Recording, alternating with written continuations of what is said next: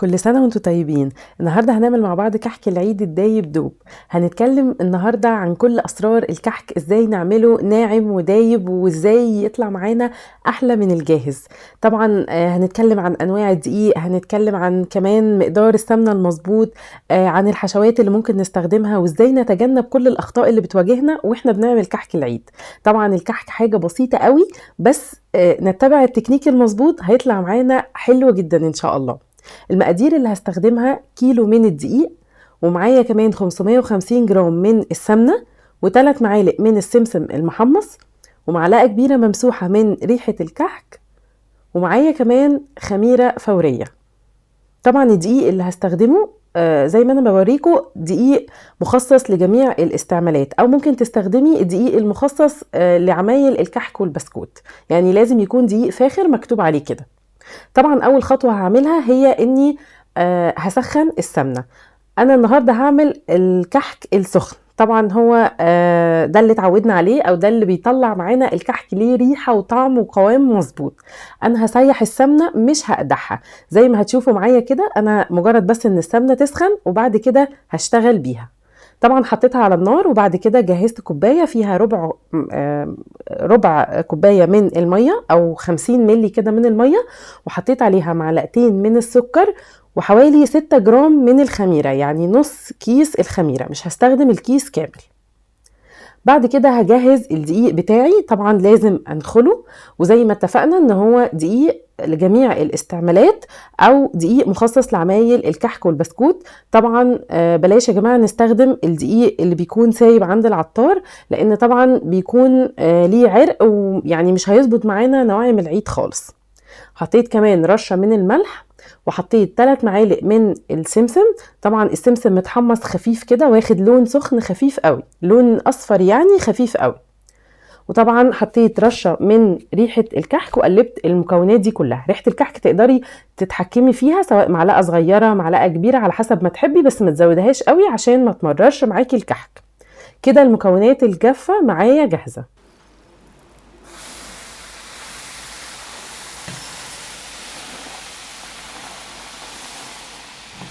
سمعتوا بقى صوت الطشة الحلوة دي؟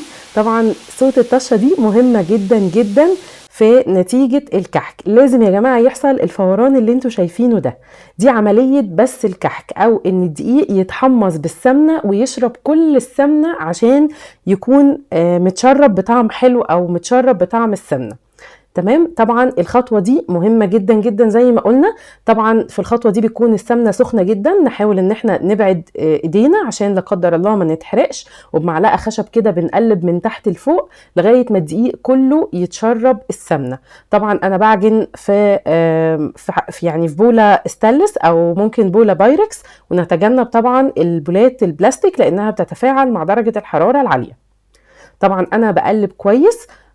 وبعد كده انا طبعا كنت مستعجلة عشان اكمل يعني بقية الخطوات بسرعة، ففضيته في طبق كده بايركس وسبته يبرد لمدة ربع ساعة. طبعا بقلبه كده بالمعلقة الخشب عشان ادخل فيه هواء ويبرد، عشان طبعا مش هقدر احط فيه ايدي دلوقتي. واول ما يبرد اهو جسيته بايدي، لقيت خلاص ايدي تستحمله، رجعته تاني للبولة اللي بعجن فيها، وبعد كده هبس الكحك كويس قوي. ودي طبعا تاني خطوة مهمة جدا في نجاح الكحك. لازم يا جماعة تفضلوا تعملوا الكحك بين ايديكوا كده، او يعني تقلبوا فيه كده كويس قوي لغاية ما ينعم معاكوا، وطبعا الدقيق يشرب السمنة كلها. بصوا انا مسكته كده بين راحة ايديا، وبفضل ادعك كده في العجينة دي حوالي 10 دقايق. يعني ما تزهقوش خالص يا جماعة من بس الكحك، كل ما هتبسوه اكتر كل ما هيطلع ناعم معاكوا اكتر. خلاص كده. بعد كده ضفت الخميرة. طبعا انا سبت الخميرة لغاية ما عملت رغاوي كده على الوش واتفعلت، وبعد كده ضفتها. تمام. جهزت بقى معايا حوالي كوباية الا ربع من اللبن، يعني حوالي 170 جرام كده من اللبن. طبعا لو عايز تعجيني بمية مفيش مشكلة، لو عايزة تعجيني بلبن برضو مفيش مشكلة، وممكن كمان تستخدمي مية على لبن، يعني المتاح عندك مش هيقول لأ. خلاص كده. وهبتدي انزل شوية بشوية، مش هنزل المقدار كله، واجرب واشوف. كل ما انزل شوية لبن اجرب كده واشوف، لو لسه بتشقق او لسه ناشفة اضيف شوية لبن تاني، وهكذا لغاية ما تنعم معايا خالص. انا طبعا فضلت اضيف لغايه ما بصوا وصلت لمرحله ان العجينه ناعمه جدا، ما بتشققش لما بضغط عليها كده او بجربها بالبصامه بتاعه الكحك، ما بتنتش كده في البصامه، وفي نفس الوقت بتعلم كويس فيها.